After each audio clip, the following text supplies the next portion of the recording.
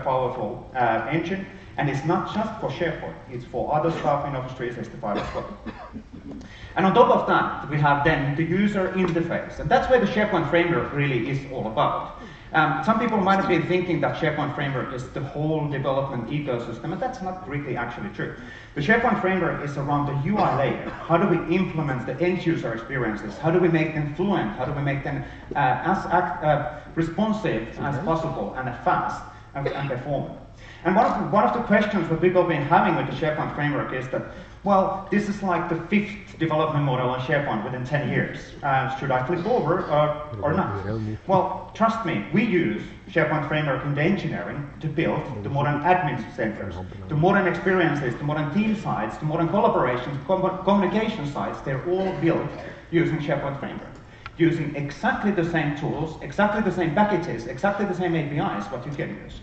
So, of course, we will keep on investing on SharePoint framework because the whole SharePoint has been built using that particular model. So it's a really safe bet for you in the future.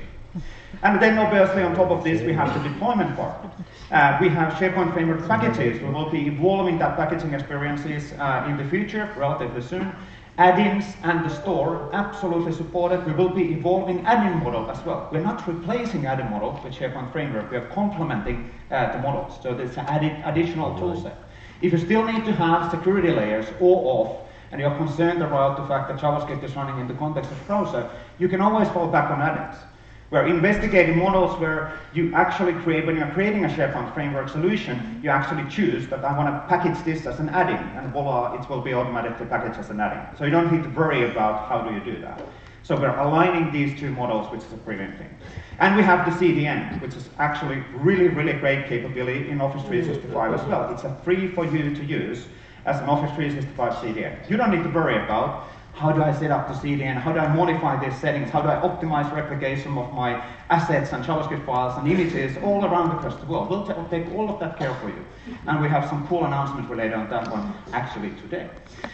So let's actually get on going on the other things on SharePoint. So what we've been doing pretty lately on the SharePoint framework, so SharePoint framework is really our key area where we are investing. And if we have a look on what has happened within the past year, we've actually done, well, I haven't counted even how many releases there is, but quite a few releases. We started with a first drop of SharePoint framework more than a year ago. Then we did a GA of the web parts in February this year. And then we did a GA, general availability, of SharePoint framework extensions in Ignite. So you can use all of this stuff in production in SharePoint Online, and you can build on top of communication sites and also the modern collaboration sites. And if you think about what has shipped on this year, there's a lot of stuff, a lot of capabilities which we've been adding on the SharePoint developer platform. And we keep on adding stuff. Most likely what will happen is that we'll slightly slow down because we're getting to the stage where we have the baseline. And then we start improving those capabilities which we have been introducing.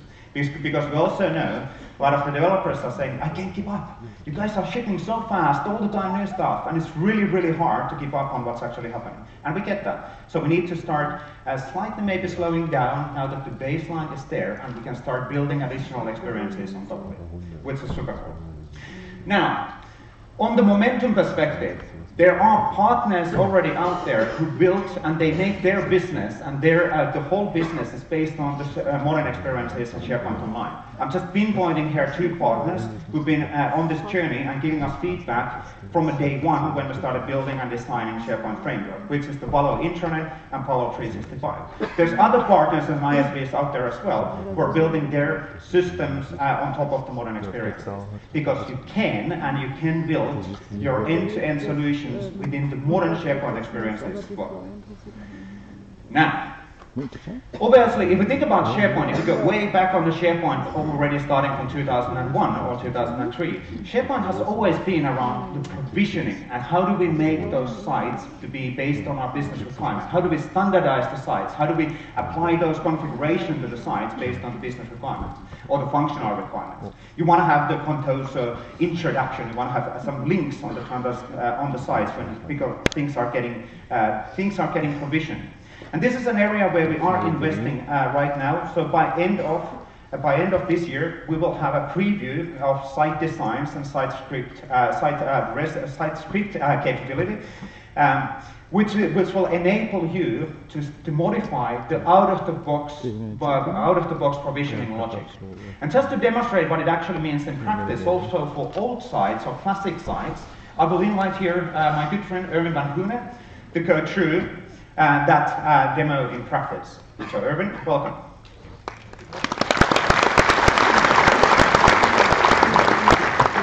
Right, so what I will show you today is a thing that will come later this year, before the end of the year at least, it's called site designs. And what this allows you to do is actually something that you haven't been able to do until now in SharePoint Online. And most of you probably remember site definitions.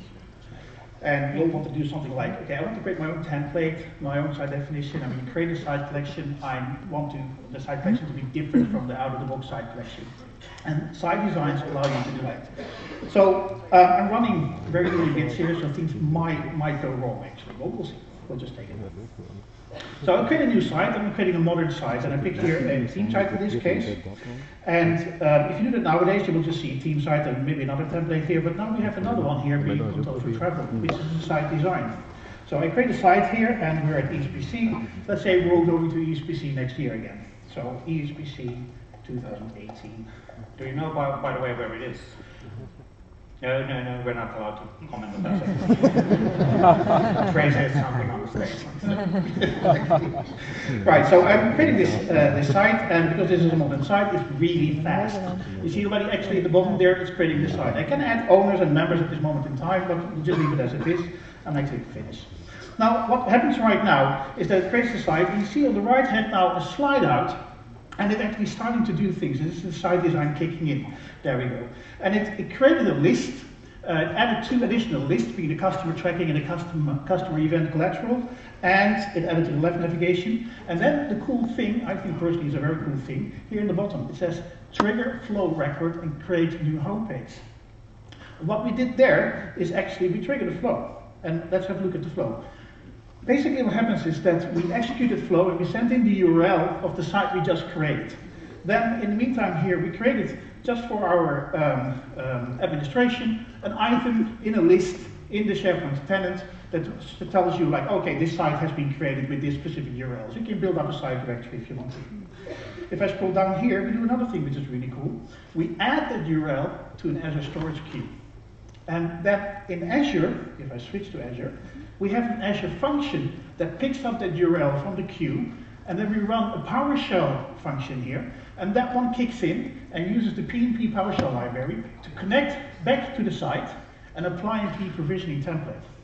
So if I scroll a bit down here, you see the connect here to the specific URL, and here we have the apply PnP provisioning template connecting to the site and applying that template. So at the bottom here, we see already that the function completed. So if I go back to my site, there, no, here, sorry, and click finish. Page reloads, and I have a full customized page without writing effectively a single line of code. How cool is that?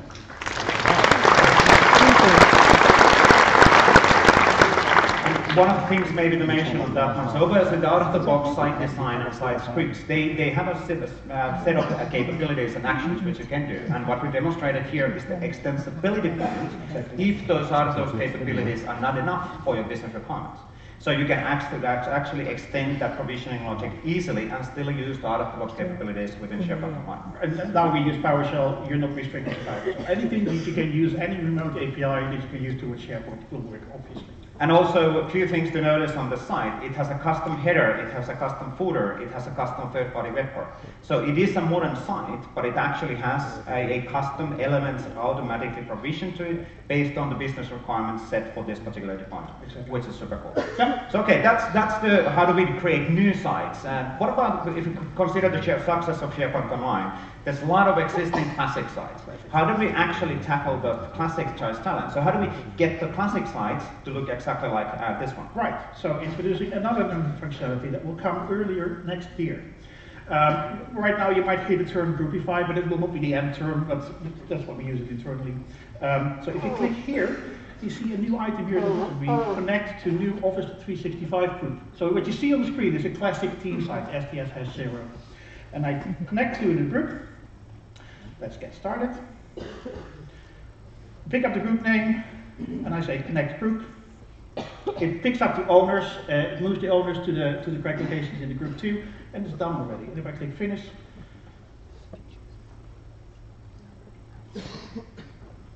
and we have a modern site. It changed the classic site into a modern site right now. And you see that there's up here is the group conversation. If I click on it, you will see it actually that it starts to populate the group behind the scenes.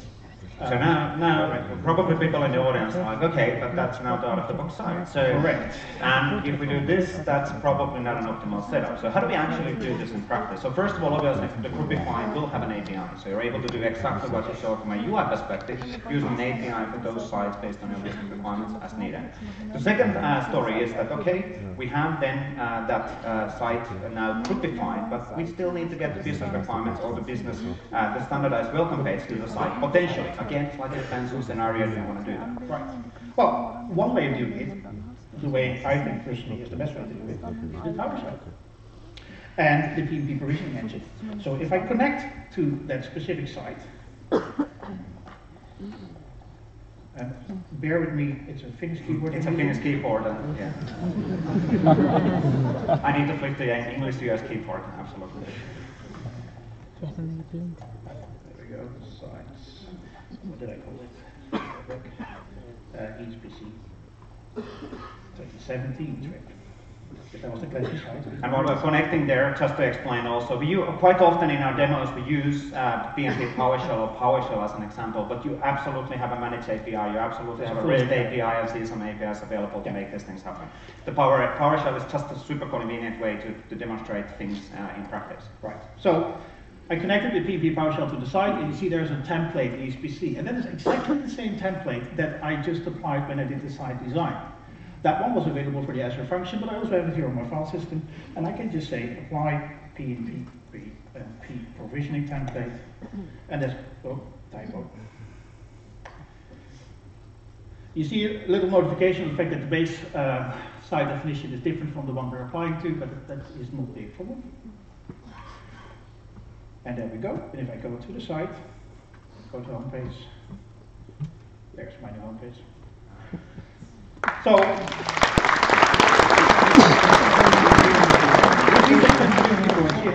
have great functionality upcoming where it allows you to very easily customize the look and feel of your design without actually writing very complex lines of code.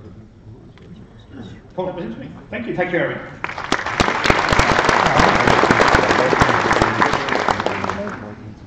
So let's continue on our journey on let's say, the modern ways of the fact that you can use the modern SharePoint experiences and you can customize that based on your business requirements.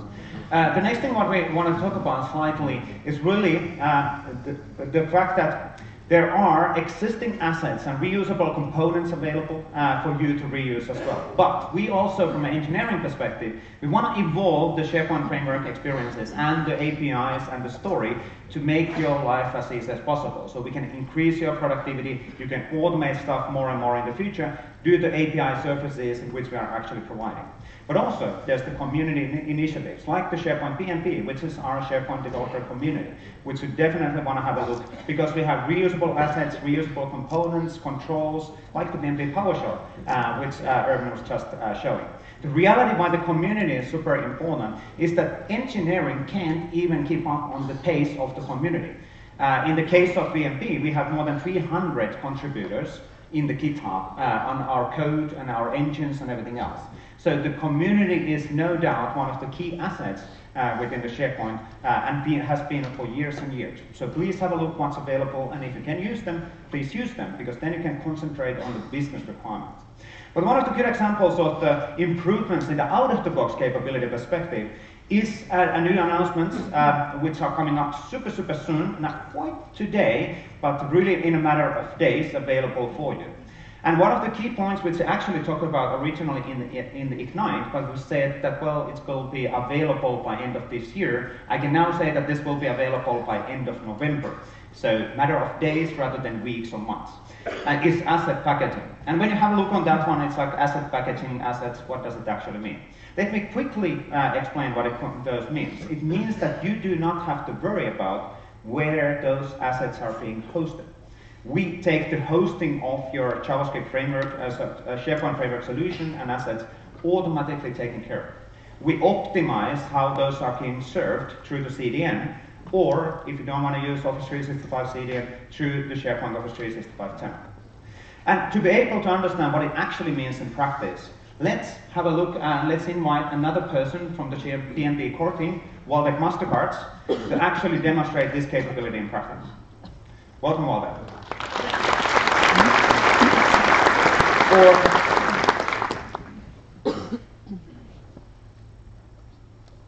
Let's wake up the machine. There we go. Now we can probably get it. Cool. 3, 2, 1, there you go. Right. Yes. So when you build web parts and extensions, you want to be efficient and effective, right? You don't want to reinvent the wheel. You don't want to spend your time on building another picker, things that have already been done over and over again, right? So imagine one day your sales team comes to you and asks you to build a web part that visualizes the data that they have, the result of their work.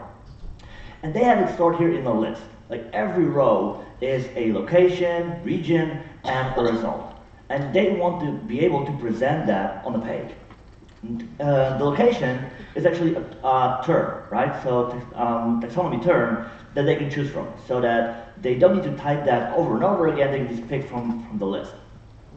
So imagine that you want to do that, and what you eventually want to achieve is this. Bear with me, right? So here is the web part that shows the list and chart, and they want to be able to actually customize that themselves.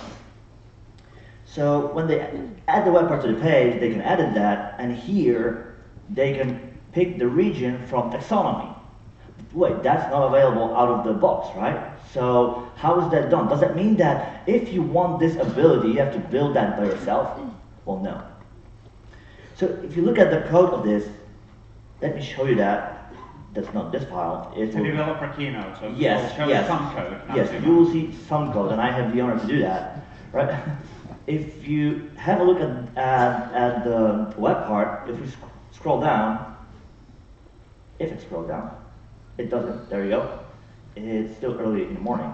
That's the only piece of code that we have, right? We did not need to build it. There's no web request, there's no REST calls, there's no nothing. The only thing you see here is actually additional property pane field. And that comes from a reusable set of controls provided by PMP. So actually these things are available for you guys to use, right? And there's a set of that already available here, and the list of that was available on a wiki, and we moved that. I hope it's still here. There it is, right? So here's the set of the things that we offer you already. They're free to use. You can use that without any limits. And the best part is, if we accept PRs, right?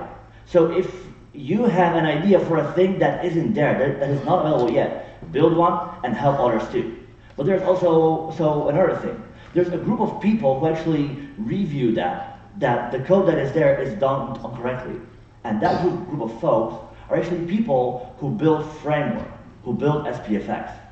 So let me reiterate on that one slightly. So the SharePoint framework itself, we're not really looking into getting that open source, at least for now. But we, from a SharePoint engineering side, we want to make sure that the investments which we are making on the controls for the out-of-the-box first-party web parts will be available for you. So we will start using these initiatives and these controls and these control packages for getting those controls from a first-party web parts available for you as a third-party developer.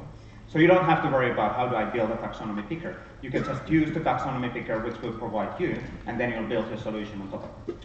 Or other things, right? Because if you look at the web part here, what you see here is actually a list of locations, which is here. And that seems very much like a list, like embedding a list on a page, like a list view. But also that thing is not available out of the box. So does that mean that you have to build that by yourself? Again, no. Again, there's another set of controls that you guys can just drag and drop and reuse and spend time on the work that adds the value and not build another control that shows items. And again, in a code, you can see how it's done. It's really simple. If I go to the React component that I have here and scroll down, when it wakes up again, And here it is. Let me move up a bit. Come on, go machine. There you go, right? So this is the only piece of code that I need to add. That's a React component that I can just drop inside the web part, and that just works. I don't need to build the plumbing, behavior, styling of that. That's already done. And again, that is a part that comes from a set of controls driven by PNP, which is here. And let me scroll it to the right. There you go. PNP SPFX controls React. And again, there's another repo with that available, which is here. And again here, right, that's an open source set of controls to which you can contribute. Right? Others help you, help others. Let's get to a place and time where we can actually spend the time on building unique things and not the same things over and over again. And there's another thing, right? Vesa mentioned the fact that soon we will be able to include assets inside packages. Now, why is that important? If you think about, well, there are actually two words, enterprise and ISVs, and also enterprise ISVs, right? But if you think about enterprises, many of you have to deal with things like promoting a package through dev, UAT, and production, and they do not run on the same URL. So you have to find a way to deal with that. And also for ISVs, you want to build things once and deploy it to everybody, and not create every single build for each customer. And today, there's not really a good option for that, but soon there will be. So when we get the option to package assets or to include assets in packages, we will get another option here in package solution, which is called include client-side assets. And when you set that to true, your scripts will be included inside add.sppkg. And what you will get there, if I scroll down to the package that I have built already, there's a folder called client-side assets. And in here, there's the bundle that the framework needs that actually includes the web part. And also the manifest, and that's a bit of magic here, contains a URL called HTTPS SP client-side asset library. So you might think like, yeah, but that URL is not a real URL. Correct, it's not. When you deploy the web part to catalog, that URL will be replaced by URL of your tenant. And with that, your package, the same package, will work on dev, UAT prod, and wherever else you want it to. Or if I'm going to build a client-side web part package, I can just send it to you on email and say that, hey, have a look on your tenant, and it will just work. I'd rather have you inside of the package. Yeah, I'd rather have you share it on OneDrive. Sorry? I'd rather have you share it on OneDrive and not send That's true, yes, let's share it through the OneDrive. That's a fair point. That's a good point, good point. Thank you. You're welcome. Cool.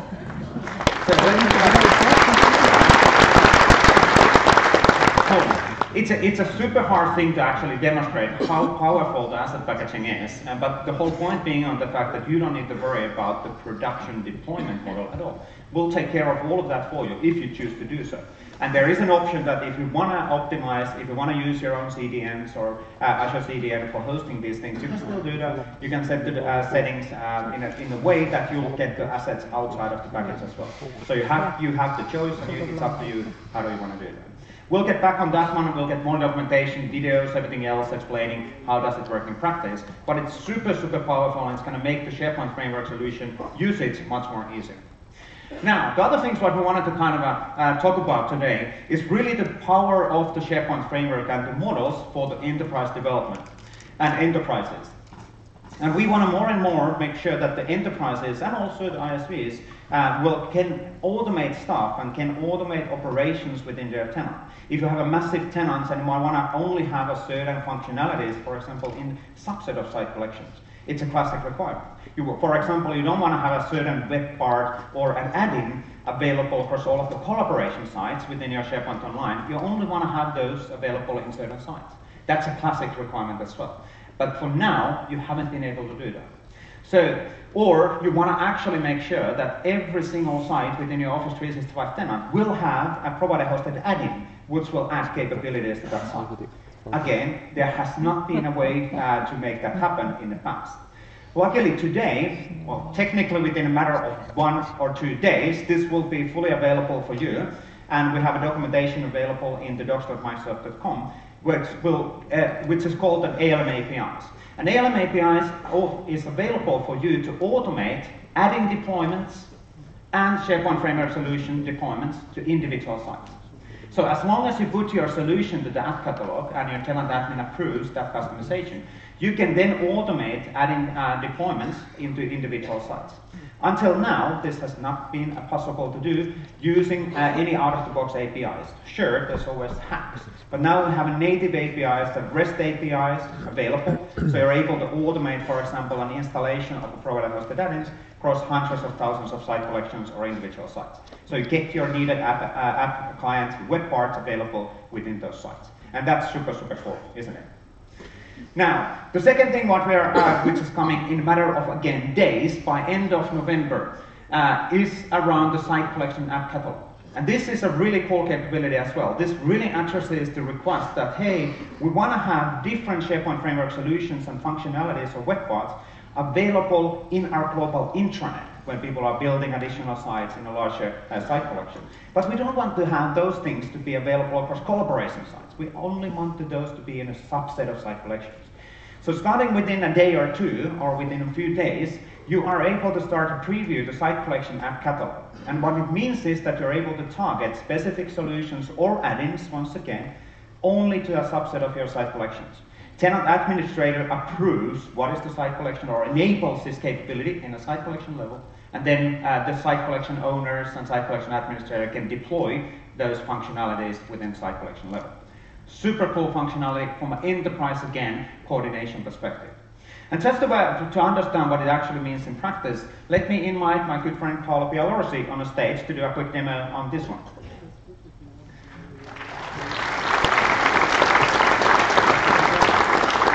Thank you and good morning everybody. So, welcome. And let me switch to my machine right now. So, as Besa said, let's talk about ALM, Application Lifecycle Management. And let's see first of all a bit more about how you can enable the app catalog at site collection level, which is a highly requested feature.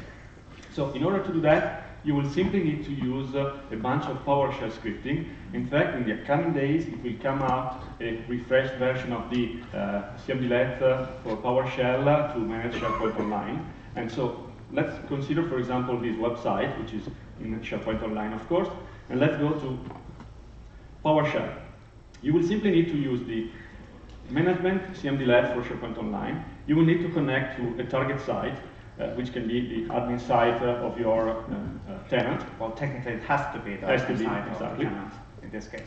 And using the SPO site collection app catalog CMDLET and targeting the URL of the site in which you want to enable the local app catalog, what will happen under the cover? It will be that an hidden feature will be enabled on your site, and your site will be listed in a white list, which will be a tenant-wide white list, so that your site collection will have its own app catalog.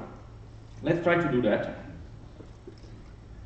It will take just a few seconds, and if we go back to the Rome Winter 2017 site, and we go to the site content, you will see that pretty soon it will pop up, as soon as the feature will be enabled, it will pop up an apps for SharePoint library, which will be our local app catalog for our site collections.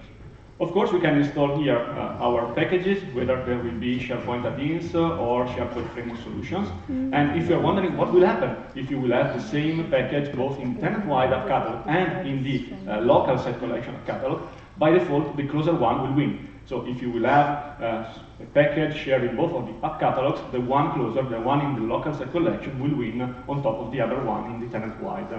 But by default, you will see all of the add-ins from a tenant-level app catalog, and then also the add-ins within this local catalogs, or not just add-ins, but also SharePoint Framework solutions.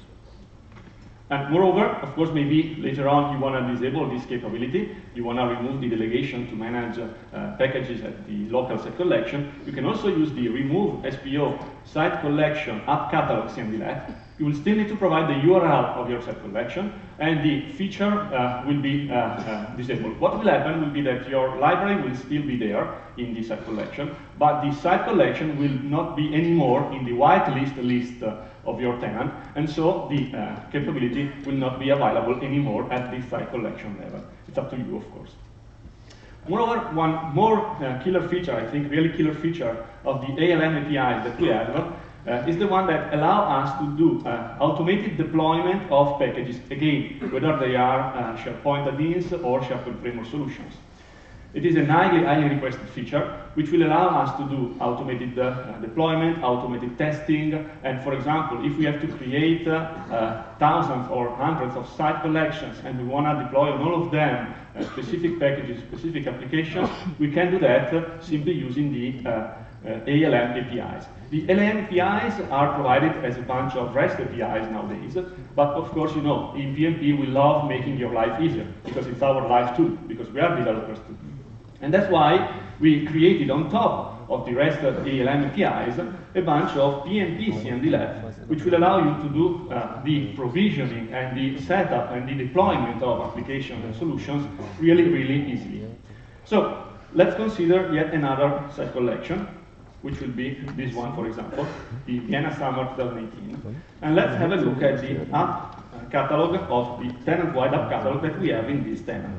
The very end of this page, we already have, just for the sake of speeding up the solution, we have an SPFX Discuss Now client-side solution, which is a solution which I installed in my tenant using the PMP CMD Lab, which is the Add PMP App CMD Lab, and providing the full path of my package.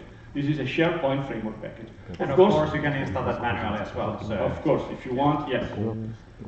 Of course, in order to play with the PMP CMD Labs, you need first of all to connect with the target environment. That's what I'm doing with this first line of code. So I'm connecting to my target environment, and I will do that right now.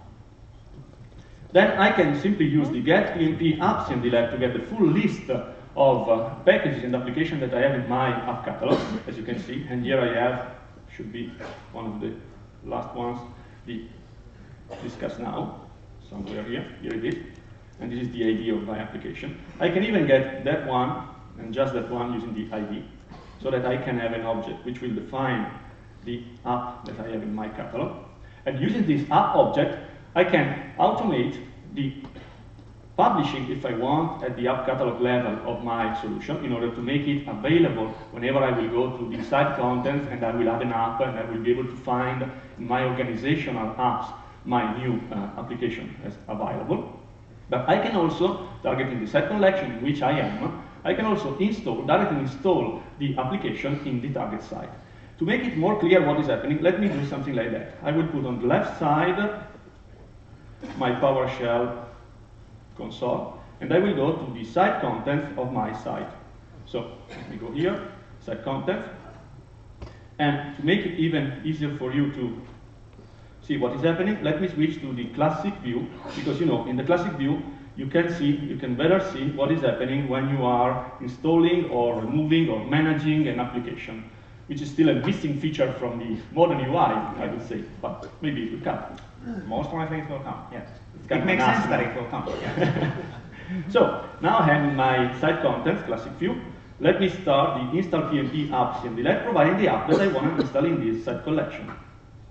It is now working. Let me refresh the site content page, and you will see here, right in the lower right side of the screen, that my application is pending installation. So right now, I'm installing the application on my site collection without the need to have an admin or someone who have to click the add an app in the UI of the site collection. So it is really useful because we can automate the process. And really to reinforce the message, so this one does the trust operation. It actually adds to adding to be available in a site, so it's fully installed to the site to be available for end users.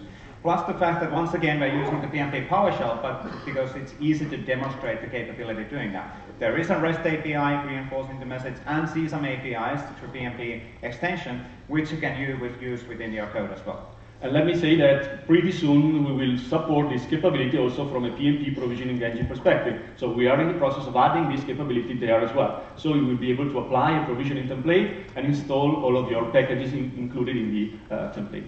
Let me try to refresh the page because most likely my application will be ready. Let's see. Yes, it is. This is an application which simply provides a custom command set for all of the documents that I have in a document library. So let me open my web browser to the full page. Let me go back to the modern experience to see how the command set behaves. And we should be able to see, if I select a document, that we have a custom item, a custom command set, which will provide us a custom functionality, which will simply create a new meeting in the group calendar of the Office 365 group, backing our SharePoint Online modern site.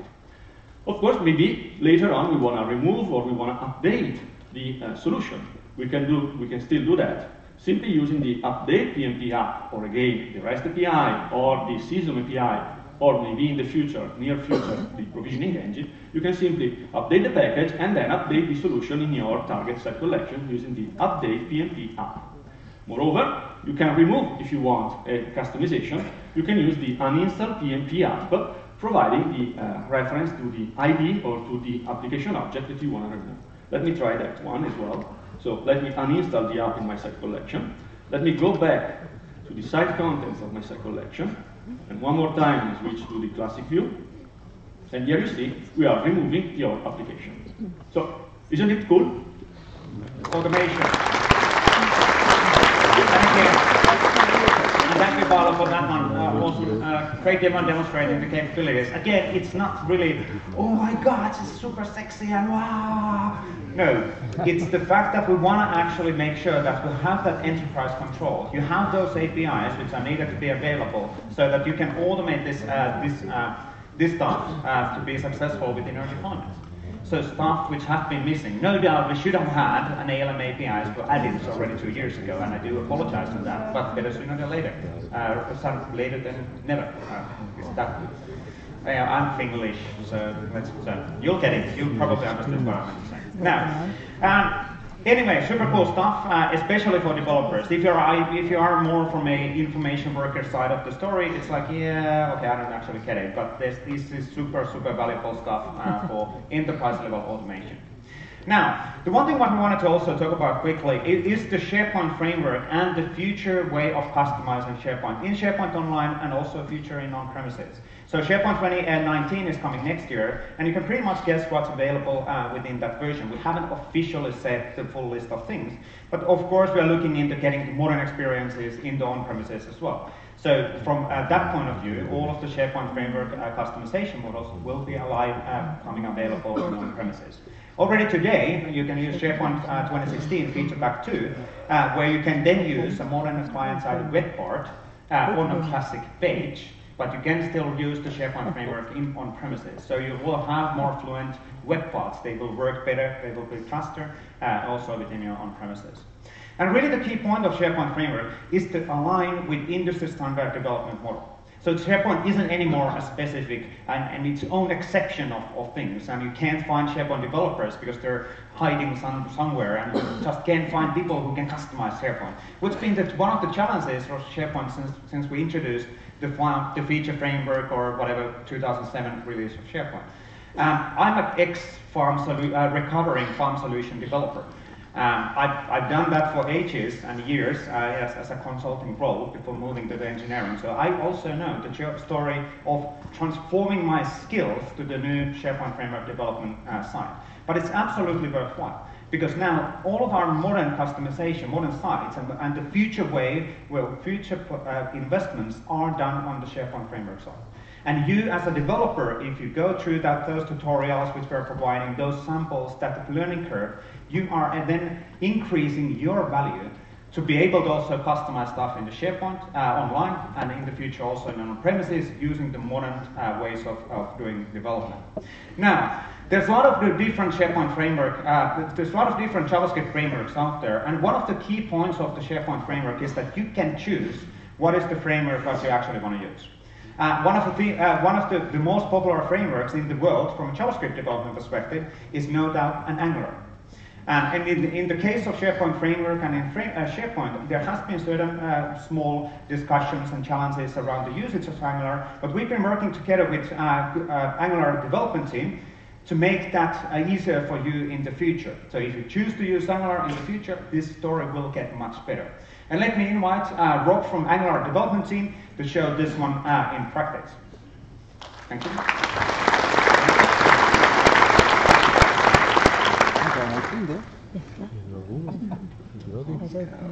Hi everybody, it's a little larger crowd now, one of my backstage.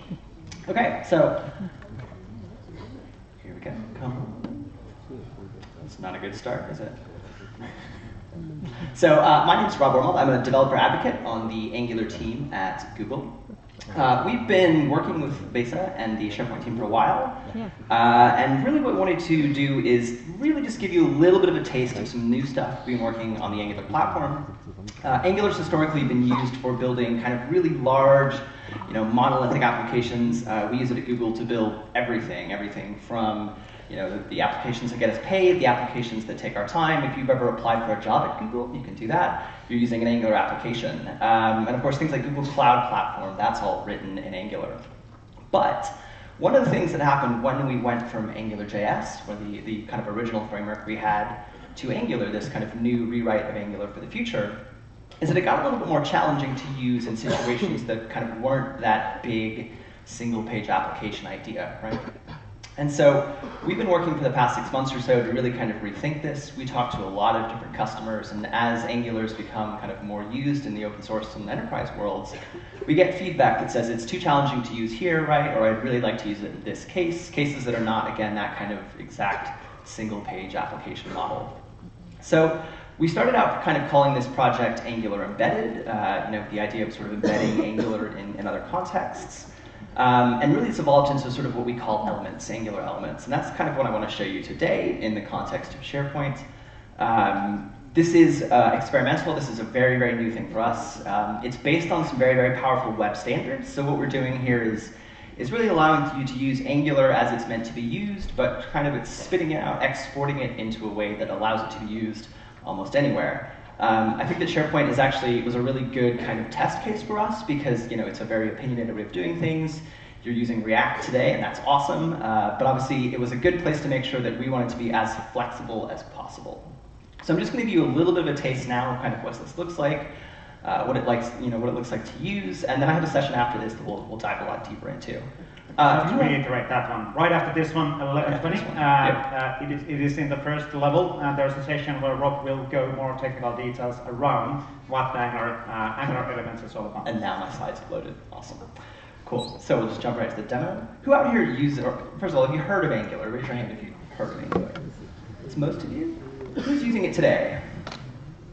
Not so many of you. Cool. Let's see if we convince you to do that. So I've got a very simple setup here. Angular is a framework that's based on TypeScript. We work really, really closely with the TypeScript team. We adopted that really early on in the development process for Angular, and it's been really, really cool to work with. So let's just see what this kind of looks like. So I've got a couple of web parts here. We've got a very simple hello world that we're stuck with here. This is your kind of standard web part. This is almost kind of generated directly from the Yeoman command. I haven't really changed anything here. We're just setting it in our HTML. And then I've got an Angular sort of baby application running here. So again, this is TypeScript. You can see we're declaring a component. We're declaring an ng module. An ng module is kind of the equivalent of a package, if you like. Allows us to bundle together features, components, and services and providers. Angular's got dependency injection. Usually when I go to JavaScript conferences and I talk about dependency injection, people are like, what? But I come to a Microsoft conference and I say dependency injection in TypeScript and everybody knows exactly what I'm talking about, so that's awesome. Standard HTML, CSS, we just sort of extend the syntax of HTML, so you can see this is a standard HTML template. We're binding to the name property here, and this is just a class, and we're saying, right, you're gonna have a name. This can be set from the outside world, and this is kind of how we link things into SharePoint. So what we're saying is that this is a component, it takes input, information is handed to it, and then it's Angular's job to take that and just kind of render it on the screen. Then all we're really going to do here is do a little bit of magic. This is the new bit of Angular that we're working with. So this is the idea of basically registering Angular components as web components. Web components have been around for a couple of years.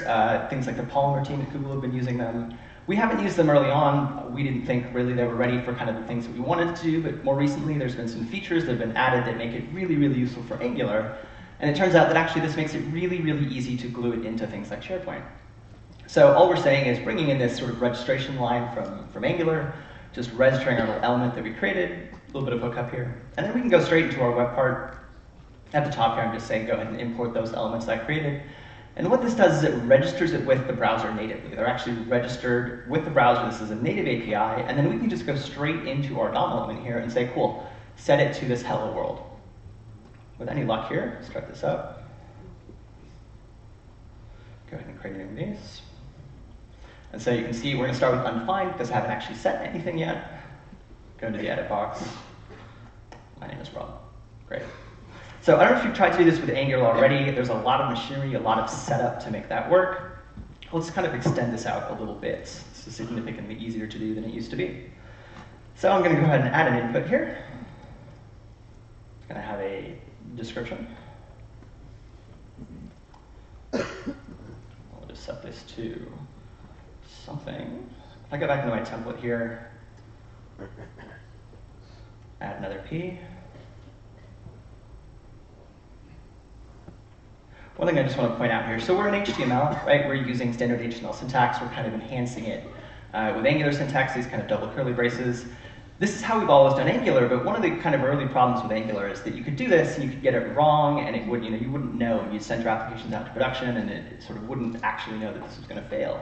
So if I get this wrong and I say something like description, it's going to complain at me. It's going to say, we don't know anything about that, right? I can go back and just clean it up. I'm going to IntelliSense for this in the template, which is really nice. Cool. Say my description is whatever. Basic thing. And then all we're going to do, like you do in the basic hello world template here, is we can either do something like setting this directly, and we say description. We'll just say this dot properties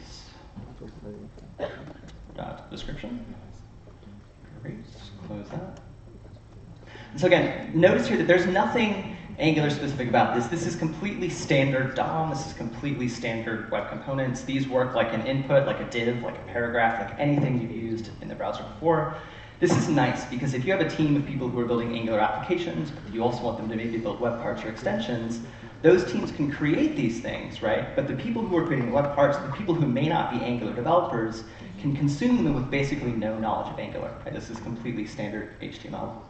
So we can go into our web part config here. Go ahead and just cheat a little bit. Put another one of these in here. We'll say description. And if I jump back over here, you can see MJ Hello World. Don't know why those turned into boxes. Interesting. I think that's the edit button. Cool. It helps me hit save. I can start. And while that's doing that, one of the challenges, right, Rob, currently has been that if you really work on the Angular in the SPFX world, your bundle sizes are getting huge. For sure.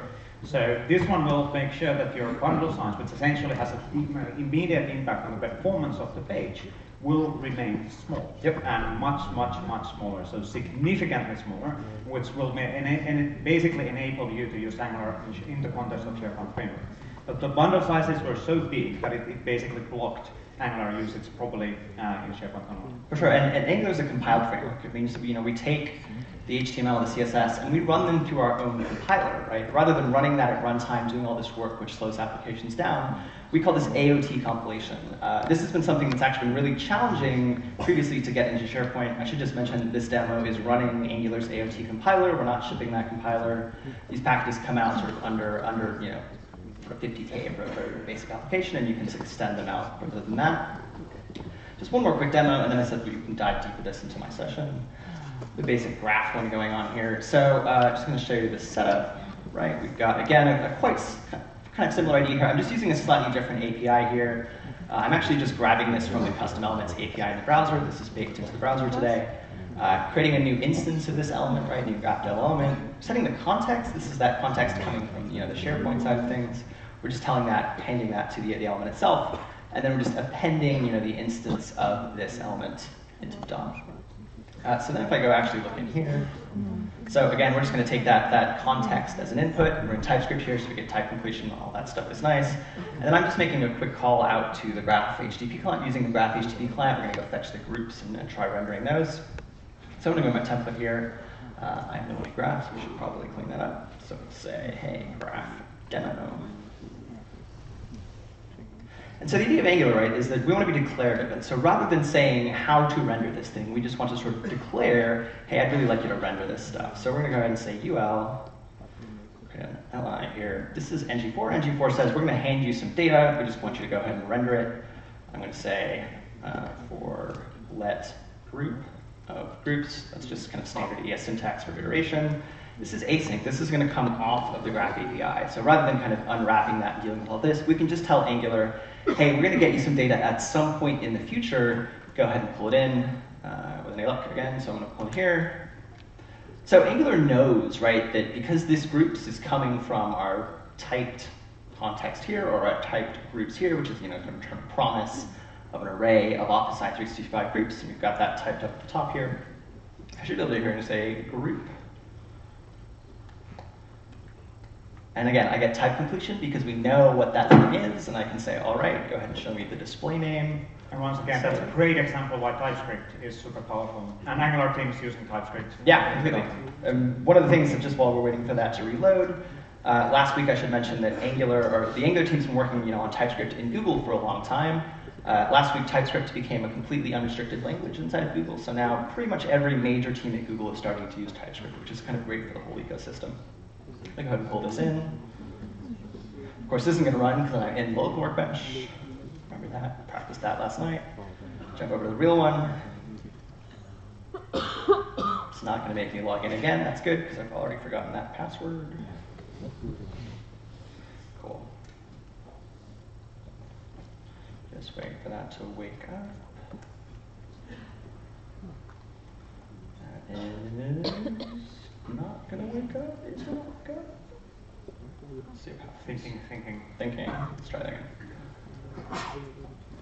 This has been a really interesting experience to actually come on. This is SharePoint's a thing that I had never really used before, but obviously we don't use it at Google. So it's been a really pretty interesting learning experience for me to kind of figure out how these things all plug together. It's actually really nice to have this kind of integrated online workbench thing. Yeah, that was powerful. Yeah, exactly. What about the other things on SharePoint framework and the development experience in general? Any ideas for the? Yeah, I think one of the things that we've learned over doing this is that there are some things that we've done that are maybe slightly different than the things that you've done.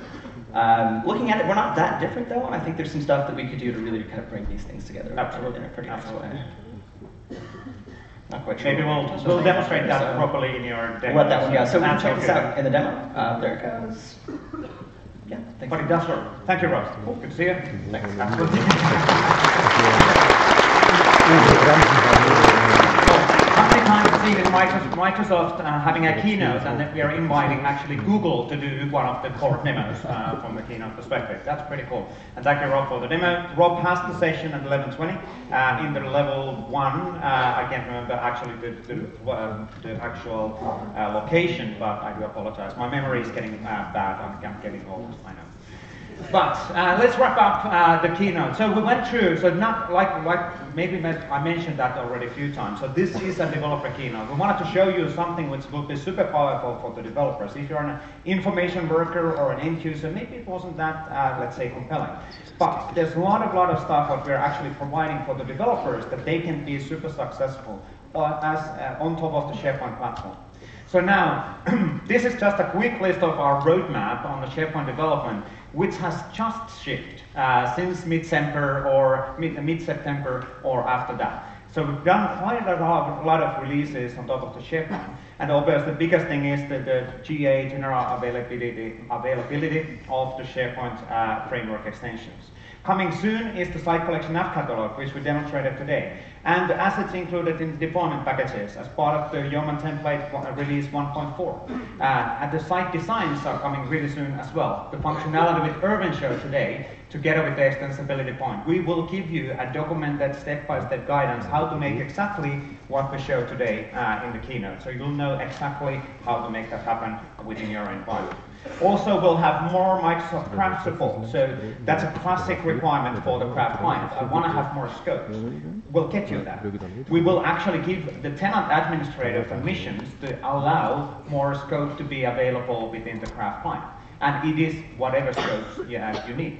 So it's up to the tenant administrator within that particular tenant to configure those additional scopes. But that will enable all of Microsoft Craft scenarios without prompting, without those additional logins also in the And also the Groupify API and Hub site APIs, those are coming in early 2018. So you can actually build, or you can easily convert existing classic sites to the modern experiences and automate that within your deployment.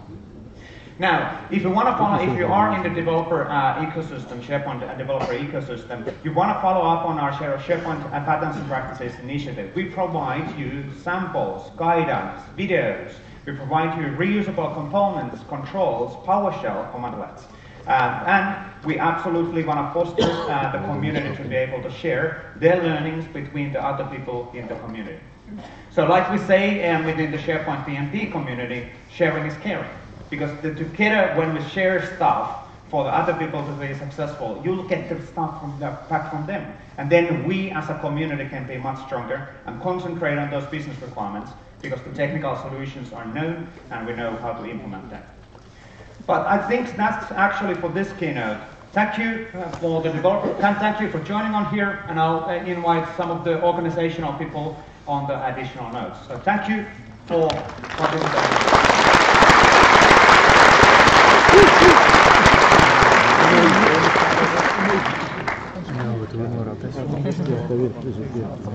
Thank you for that exceptional keynote. Besa always gives us a great start to the day, and